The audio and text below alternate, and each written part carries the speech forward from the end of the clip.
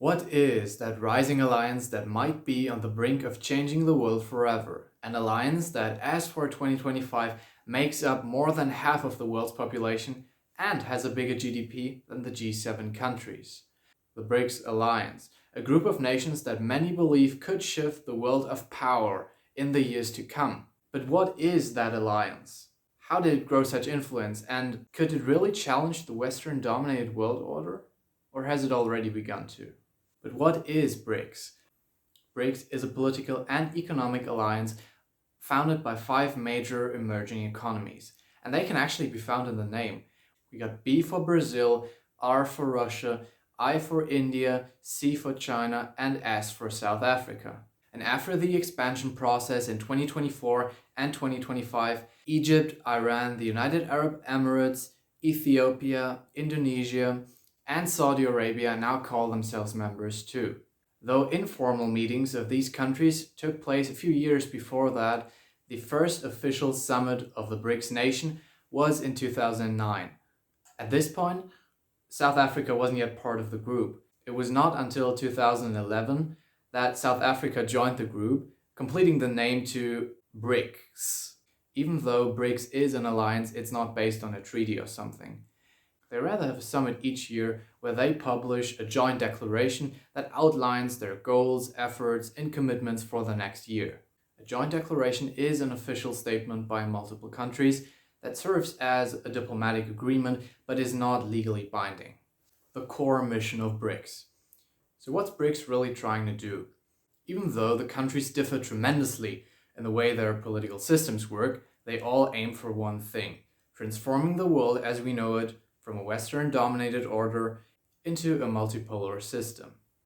For Russia, they have seen the Soviet Union and its allies lose the Cold War against the Western nations and therefore still see themselves as sort of a counterpart to the established system. This position really only stiffened after the start of the Russia-Ukraine war and the beginning of Western sanctions, taking advantage of the fact that the West holds so much power in the world of finance and trading. As for India, South Africa, or Brazil, they seek a shift in global power dynamics. Since they are emerging economies, they relied heavily on development assistance and therefore know how Western-dominated the international financial institutions really are and what that means in terms of foreign influence and involvement. China's position here is sort of special because of their already massively growing influence, especially in the last 20 years, and their open endeavor to challenge the United States as the major global power. With a population of more than 1.3 billion people, a similar land area, and a GDP that's just slightly below the one of the US, they are for sure a decent opponent. Western influence. But what do I mean when I talk about Western influence in global international institutions except for the United Nations? Well, let's imagine we have a developing country, an emerging economy, and it needs foreign funding for long-term development like infrastructure. The established solution to that would be participating in a funding program by the World Bank. Or let's imagine another example. A country, often a developing country, faces a financial crisis and needs short-term aid to ensure financial stability in the country. In this case, the demanded savior could be the International Monetary Fund, or IMF. Both the World Bank and the International Monetary Fund, IMF, were founded at the Bretton Woods Conference in 1944 to ensure financial stability after World War II. Sounds good, right? So where's the problem? Both of these institutions are based on a system of voting power. That means that all of the countries that contribute to the institution and its purposes have some kind of voting power. Since most of the industrialized nations are Western countries and can therefore contribute the most, they are also the largest shareholders in these institutions. But how does that affect developing countries that are actually supposed to profit from these institutions? Well, the loans that these institutions offer come with conditions.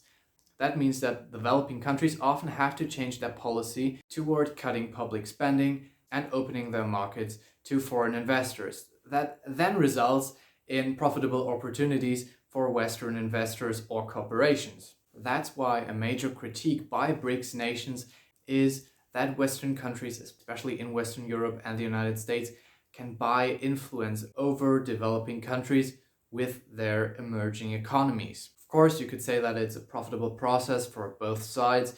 The countries that contribute to the institution that then offers the loan to the developing countries that also profit from that because they receive the loans.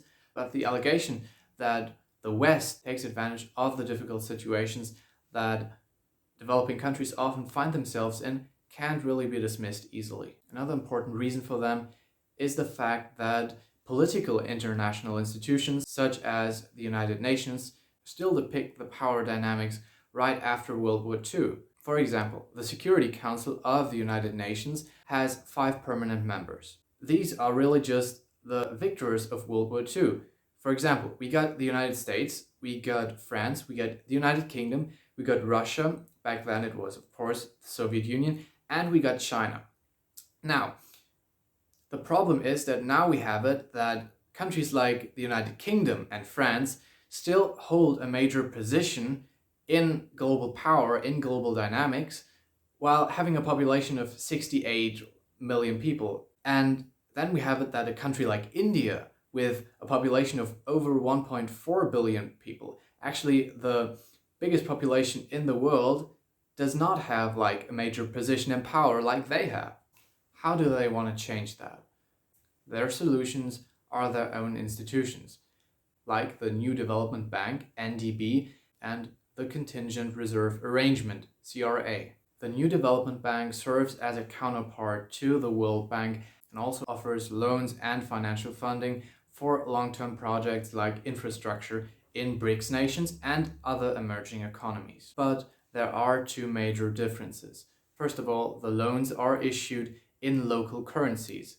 That's a measure to decrease international dependency on American institutions that then regulate the US dollar. Another major difference is the voting system in these institutions.